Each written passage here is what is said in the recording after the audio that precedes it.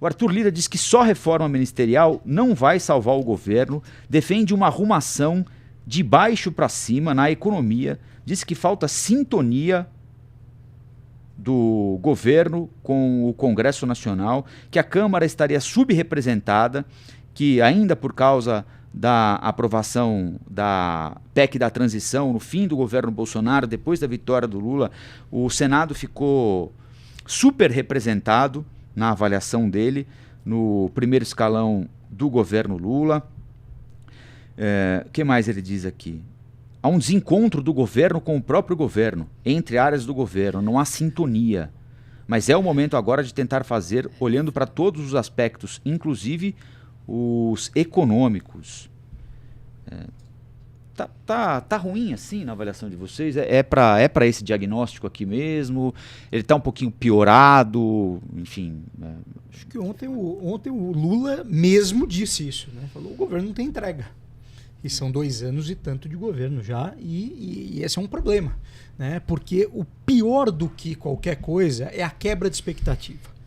Você tem um governo que é eleito com um discurso de que vai entregar picanha e cerveja para as pessoas, que as pessoas vão voltar a viver bem, na expectativa do que foi aquele governo Lula lá entre 2002 e 2010, e você começa o governo e nada disso acontece. Pelo contrário, o preço das coisas aumentam, a dificuldade de você, o poder de compra da população diminui, então você tem uma quebra de expectativa gigantesca. Eu tenho uma teoria na política que eu gosto sempre de ouvir. Eu acho que a gente tem que criar o caçabômetro, né? Quando o Kassab entra no jogo e começa a falar alguma coisa, é porque ele está dando um recado que todos temos que ouvir. É a antena oficial, né? É a antena oficial. E aquele discurso dele contra o Haddad é a prova. Talvez ele fale por todo o Congresso Nacional e por todo o meio político. Ele dá o recado do meio político pro governo Lula. E o Lula, de bobo, não tem nada. Sabe que, de fato, está tendo dificuldades. Eu acho que o Lira faz um diagnóstico correto na análise dele no jornal O Globo. Mas acho que tem aí uma tentativa, inclusive, de cavar essa vaguinha no Ministério da Agricultura. Ou seja, está muito ruim, precisamos melhorar. E para melhorar, quem pode te ajudar? Aqui estou. Né? E já pegando o histórico do que acontece com os ex-presidentes de Câmara, né? Eu acho que a preocupação deve ser ainda maior de o que fazer com o futuro político dele. Eu concordo com o Bruno e com o Arthur Lira. Assim, acho que esse diagnóstico está muito claro. E quando um presidente de casa, né, do Congresso fala dessa forma, eu acho que tem ali um componente de... primeiro, né, tem obviamente a questão política, eles estão em partidos diferentes, tem cada um os seus interesses, mas também de ordem prática, porque normalmente os presidentes da Câmara, por mais que eles tenham a sua posição independente, eles atuam para fazer com que o fluxo corra, né, com que as coisas aconteçam, muitas vezes conseguem, mesmo em pautas do governo, apropriar ali algum crédito porque conseguiu facilitar negociações, conseguiu melhorar os projetos na Câmara. E, provavelmente, né, ele sentindo isso, coloca esse diagnóstico como uma forma de desabafo ali, até para tirar um pouco das costas dele, porque uma parte do problema também está dentro do Congresso, que quer operar, que quer ver as coisas fluírem, até para ter o seu crédito e as entregas para a população, que logo mais vai estar cobrando, né, nas eleições. Então, acho que o diagnóstico dele é correto. E a minha avaliação da situação do governo nesse momento é um sentimento muito negativo. Não à toa a gente viu aí as avaliações, né, a avaliação de reprovação, percentual de reprovação do governo, que é muito alto. A dificuldade em comunicar, ela é consequência dessa ausência de entregas, e isso reflete tanto no Congresso quanto no dia a dia, como o Bruno colocou aqui, na vida das pessoas, naquilo que elas estão sentindo no bolso, e a perspectiva do futuro também, porque quem está lá na Câmara hoje sabe que o governo está com dificuldade. A fala do Kassab foi, assim, ela não foi despropositada, né? Ele sabe o que está acontecendo, ele sabe do cenário, inclusive, né, eu, por acompanhar há algum tempo também as posturas, né, e essas movimentações que ele tem políticas nos momentos de decisão, normalmente ele deixa essas movimentações, principalmente ligadas à presidência, muito para perto da eleição. E a gente está há 1 ano, quase 2 anos para a eleição. 1 ano e meio, né? Menos de 2 anos. 1 ano e meio para as eleições. Então, assim, é um tempo bem razoável eu acho que o diagnóstico desse governo é difícil mudar, até pelo caçabômetro, que eu concordo que é o mais confiável, né, que a gente tem. Assim, o Kassab é uma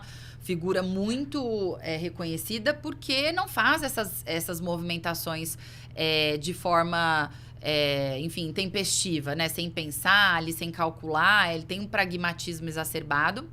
E muito da sua reputação vem disso, né? De saber quando fazer os movimentos e de conseguir conciliar ali visões que muitas vezes são inconciliáveis dentro de um partido que se coloca como um partido de centro. Então, acho que esse, para mim, se me perguntar, né, assim, qual foi o sinal que deixou mais clara a situação do governo atual, foi esse. Porque ele não teria se movimentado se não sentisse realmente que há uma fragilidade e um espaço para ser ocupado, que, na verdade, é importante que seja ocupado, porque a gente vai ter uma eleição novamente polarizada e o centro está com tudo para lançar candidatos e conseguir capturar esse eleitor que está descontente. O que o Kassab quis? Ele quis exatamente o que ele disse ou ele quis dizer aquilo pensando em alguma outra coisa?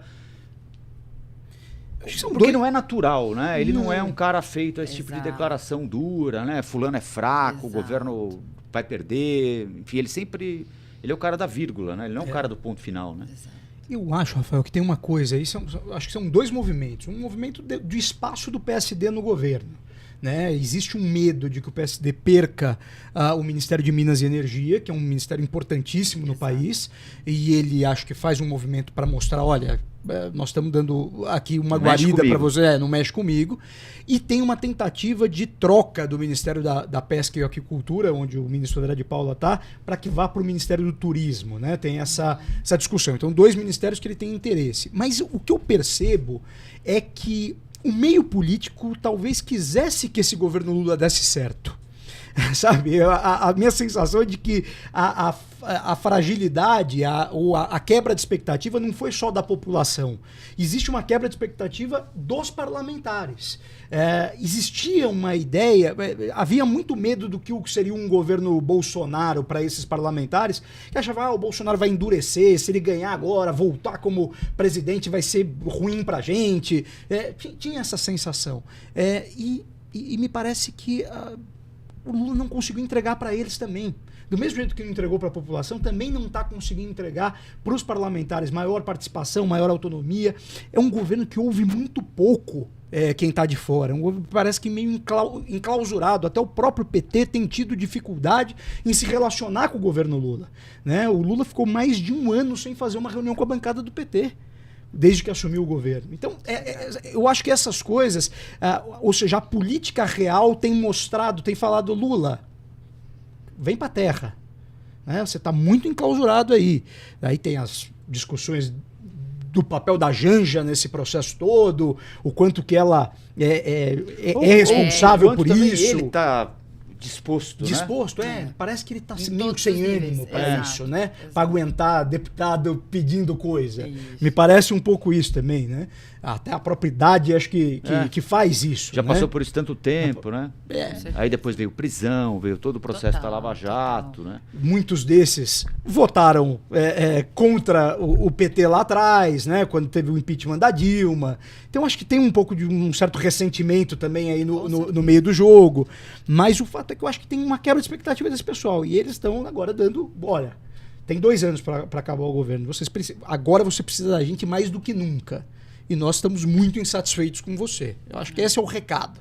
Né? E o Kassab foi o vocalizador. Vocalizador, exato. E acho que ele está visualizando também, Bruno, assim, eu acho que ele tem um olhar em 2026, porque não foi só uma movimentação, na minha visão, né, não foi só uma movimentação para ter mais espaço nesse governo, porque você criticar um ministro, né, um ministro importante, ministro da Economia, você já colocar ali, porque foi uma crítica e também teve, né, movimentações para a candidatura do Ratinho Júnior, que já tem uma predisposição para ser candidato à presidência. Então, e criticar o governo, né? Criticou o Haddad, criticou o governo e falou, né, sobre a potencial, possível candidatura de Ratinho Júnior.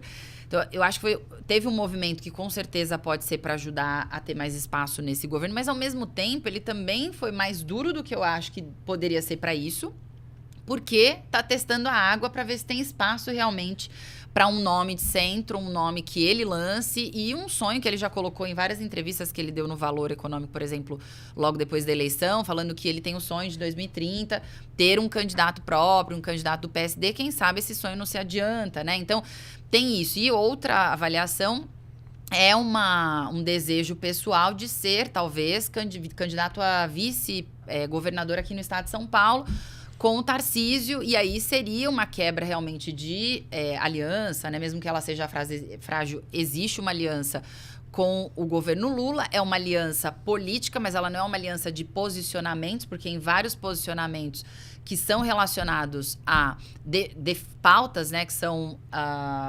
caras para o governo Lula, Kassab não vai se posicionar, porque ele está em outros governos que são de oposição. Então, assim, ele é um apoio, né, um parceiro político que tem fragilidades nessas relações, por mais que ele esteja lá e cumprindo o papel dele de criar os espaços, de abrir espaço, aumentar a influência do seu partido. Então, acho que eu vejo esses 3 efeitos concomitantes na declaração dele, nessa movimentação dessa semana, sabe? E tem a fusão com o PSDB também, no meio do caminho, né? Que está sendo discutida, né? Talvez, às vezes, até um recado para o PSDB, olha, se vocês vierem, eu não tô... Eu tenho eu tenho aqui, porque e realmente ele tem, né? E eu acho tão interessante até a personalidade, o perfil dele, que tem tanto que não só usa na hora certa, porque senão perde, né? Que no Brasil a gente sabe como é difícil, assim, essa composição política. São 34 partidos, agora na Câmara operando, não sei, uns 14, 15, assim, é muito difícil mesmo fazer isso. Tem que ter maestria. E um ponto também que você mencionou de perda de apoio do governo Lula, a Fátima Bezerra declarou essa semana que não está garantido o apoio no Nordeste, né, no Rio Grande do Norte, a governadora, e é um apoio muito importante, porque justamente ela menciona, né, que não está tendo espaço, não está tendo conversa.